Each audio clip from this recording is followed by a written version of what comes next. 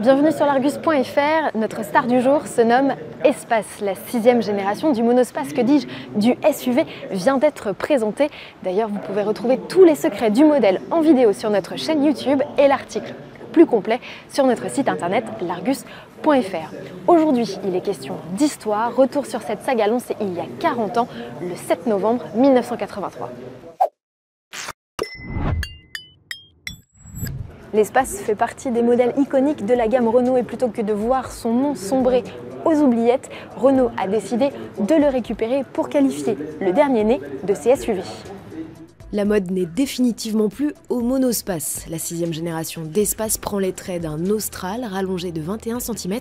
Ces quelques centimètres supplémentaires ont permis de loger une banquette coulissante sur 22 cm qui offre un accès aux deux strapontins de la 3e rangée. Une autre idée du confort, clairement. Souvenez-vous de ces gros sièges très moelleux sur l'Espace 1. Impossible de parler de la saga Renault sans évoquer les projets précurseurs. Saviez-vous d'ailleurs que Renault n'était pas destinataire de ce véhicule ? C'est Matra qui, dans les années 70, a eu l'idée de ce monospace. Philippe Guédon, le patron de la société de retour des États-Unis, lance l'idée de travailler sur un van Chrysler à la française. Le designer Antoine Volanis élabore un premier croquis inspiré du Roots Chrysler Supervan. Il se transforme en 1979 en une maquette à l'échelle 1. C'est le projet P16. Matra va proposer cette étude à Peugeot qui montre son intérêt et demande des évolutions.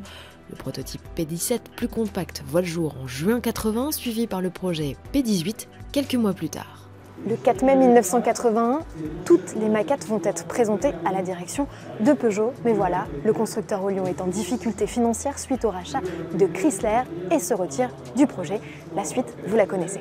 Matra continue de faire évoluer en profondeur son véhicule qui se transforme en octobre 1982 en prototype P23. Renault, à qui l'on a présenté le concept en décembre, accepte le projet qui va finalement donner naissance à l'Espace. Commercialisé en 1984, cette première génération est un véritable concentré d'innovation. Dans cette 4,25 m, Renault est parvenu à loger 7 sièges, des sièges qu'il est possible de retirer, de retourner pour transformer l'habitacle en un véritable salon.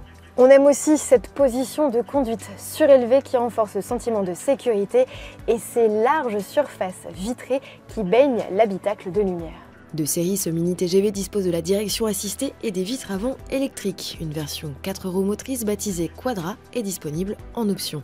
La carrosserie de l'Espace 1 est innovante aussi puisqu'elle est faite de polyester. Sous le capot, on retrouve le meilleur de ce qu'il se fait chez Renault en essence comme en diesel. En 1991, après 3 ans de carrière et un restylage, 190 000 exemplaires ont été écoulés, 3 fois plus qu'escompté. L'Espace cède alors sa place à une 2e génération. 1991, Renault présente la 2e génération de l'Espace, reconnaissable à ses lignes nettement plus arrondies, son côté plus dynamique avec, remarquez, ses coques de rétro profilées et bien sûr sa taille un peu plus imposante. Il mesure 18 cm de plus que son prédécesseur pour atteindre les 4,43 m de long. Le monospace conserve ce qui a fait son charme, en particulier son intérieur vaste et modulable. Sous le capot, de nouvelles motorisations plus nobles font leur apparition, à l'image du V6 Essence et même d'un V10 sur le mythique et unique Espace F1. Une boîte automatique assoit définitivement l'Espace dans son statut de véhicule haut de gamme. Le succès de l'Espace va finalement faire des émules chez PSA qui va commercialiser en 1994 le Peugeot 806 et le Citroën Évasion. Entre 1991 et 1996, 315 000 unités de l'Espace vont être commercialisées. 1996, année de lancement de l'Espace 3. On ne change pas une équipe qui gagne, si, puisque Renault reprend cette année-là la main sur le design qu'il confie à Thierry Métrose, aujourd'hui directeur du style de DS. Les lignes s'inspirent de la Laguna, du même auteur. Dans sa mue, le monospace culmine toujours à 1,70 m de haut, mais a encore grandi, plus 8 cm, pour atteindre les 4,52 m. Sur cette génération, Renault lance une inédite variante baptisée Grand Espace, plus longue de 27 cm. De quoi améliorer l'habitabilité, plus particulièrement le volume de coffre, et faire face à une concurrence qui devient plus menaçante, comme chez Chrysler avec le Grand Voyageur. Les sièges sont ici montés sur des rails pour davantage de coffre ou d'espace aux jambes. À bord de cet espace 3, on découvre des tissus assez originaux qui habillent à la fois la sellerie et la planche de bord, mais la grosse nouveauté, c'est l'arrivée d'un écran central LCD qui regroupe toute l'instrumentation. En 1999, la chic finition initiale vient agrémenter le catalogue et les puissances culminent à près de 200 chevaux pour le V6 ESL. Plus de 360 000 exemplaires seront commercialisés jusqu'en 2002.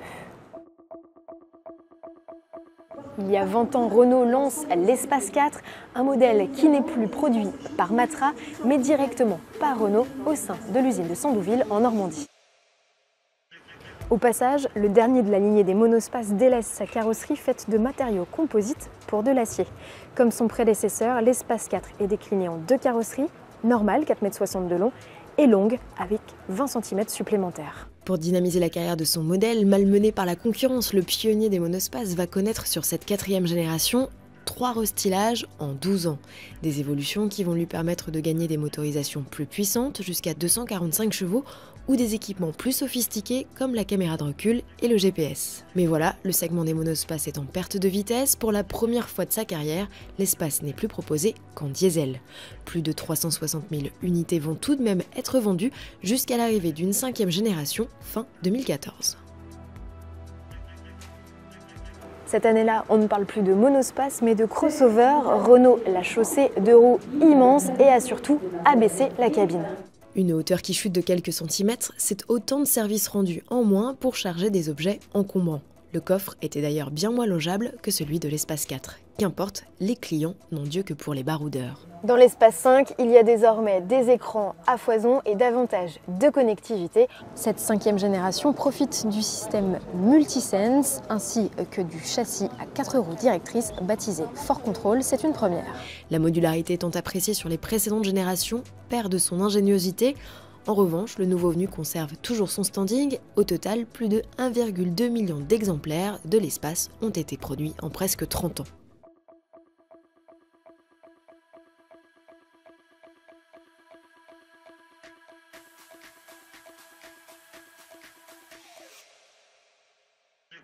D'Espace, cette 6e génération n'a finalement plus que le nom, puisque même à l'intérieur, la modularité a évolué. Il n'y a même plus de banquettes individuelles au niveau du rang 2.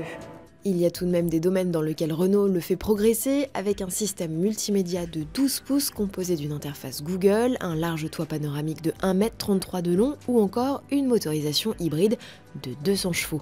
De quoi échapper à tout malus, d'autant qu'il n'y aura plus de diesel et il s'agit de l'unique version au catalogue. 3 finitions sont proposées, le ticket d'entrée est fixé à 44 500 €. Le nouvel Espace sera commercialisé à compter de l'été. Merci de nous avoir suivis sur cette vidéo de largus.fr et restez connectés pour toujours plus d'actualités auto et vidéo. À bientôt.